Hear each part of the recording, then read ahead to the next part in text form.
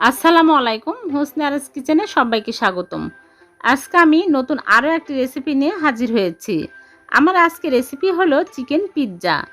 এই পিৎজা বানানো খুবই সহজ, যে কেউ বানাতে পারবেন। আমি খুবই সহজভাবে বানিয়ে দেখাবো।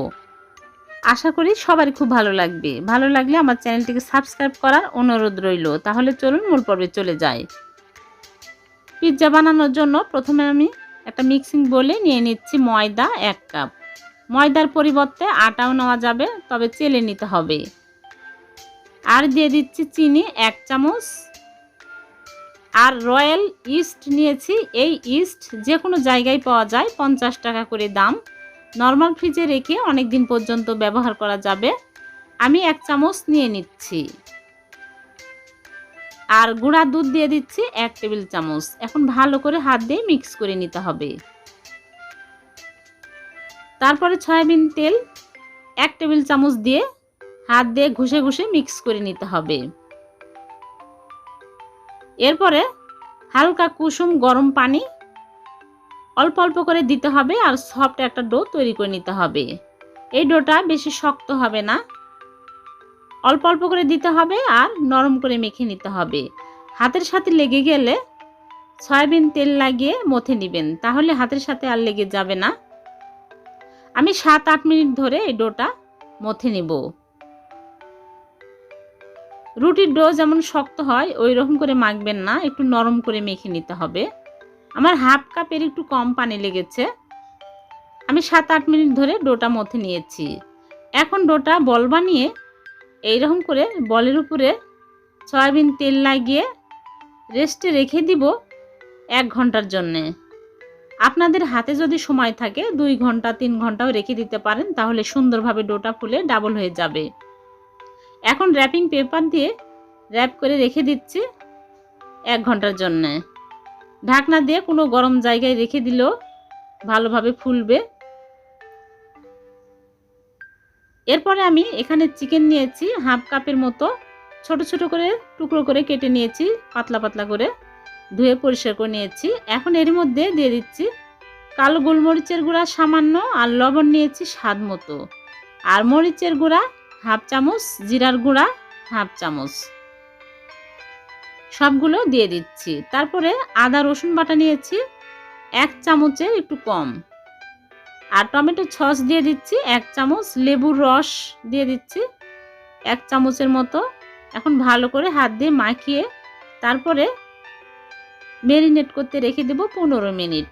15 মিনিট পর আমি রান্না করে নিব, এর জন্য চুলায় প্যানে দিয়ে দিলাম তেল 1 টেবিল চামচ। তারপরে মাংস দিয়ে নেড়েচেড়ে কিছুক্ষণ রান্না করে নিব। একদম লো আঁচে করে ঢেকে রেখে দিব সিদ্ধ হওয়া পর্যন্ত। পানি দিতে হবে না, এমনিতেই সিদ্ধ হয়ে যাবে। ফিরে আসলাম, সিদ্ধ হয়ে গেছে। এখন নেড়েচেড়ে চুলা থেকে নামিয়ে এক সাইডে রেখে দিব। আর ডোটা ফুলে ডাবল হয়ে গেছে, দেখুন। আমি 1 ঘন্টা পর ফিরে আসলাম। এখন ফ্রিতে নিয়ে একটু মথে নিব। মথে রুটির মতো বেলে নিব বেলুন দিয়ে। তারপরে পিৎজার ট্রেতে তুলে নিব। আর হাত দিয়ে সাইড দিয়ে আমি এরকম করে চেপে চেপে দিব। তারপরে কাঁটা চামচ দিয়ে এরকম করে ফুটো ফুটো করে দিব। দিয়ে উপর দিয়ে আমি পিৎজা সস দিয়ে দিচ্ছি। তারপরে চিজ দিয়ে দিচ্ছি পরিমাণ মতো। আমি এখানে স্লাইস চিজ নিয়েছি, যে কোনো চিজ দিলেও হবে। লাল ক্যাপসিকাম কেটে দিয়ে দিচ্ছি, যে কোনো সবজি দিতে পারবেন। আর পেঁয়াজ কুচি দিয়ে দিচ্ছি। তারপরে ভাজা চিকেনগুলো দিয়ে দিচ্ছি, দিয়ে উপর দিয়ে আবারও চিজ দিয়ে দিচ্ছি। হয়ে গেছে। এখন আমি বেক করব।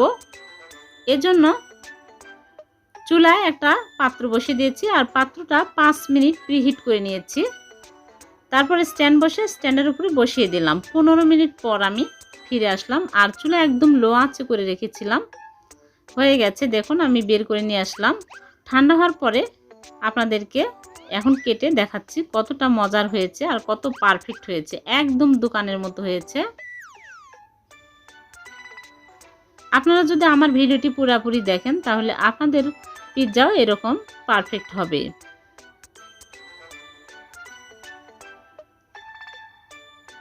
দেখুন ভিতরে কাঁচা নেই, পুড়েও যায়নি, কতটা পারফেক্ট হয়েছে। আশা করি সবারই খুব ভালো লেগেছে। ভালো লাগলে ছোট্ট একটা লাইক দিবেন, আর এই রকম নতুন নতুন রেসিপি পেতে আমার চ্যানেলটিকে সাবস্ক্রাইব করে রাখবেন।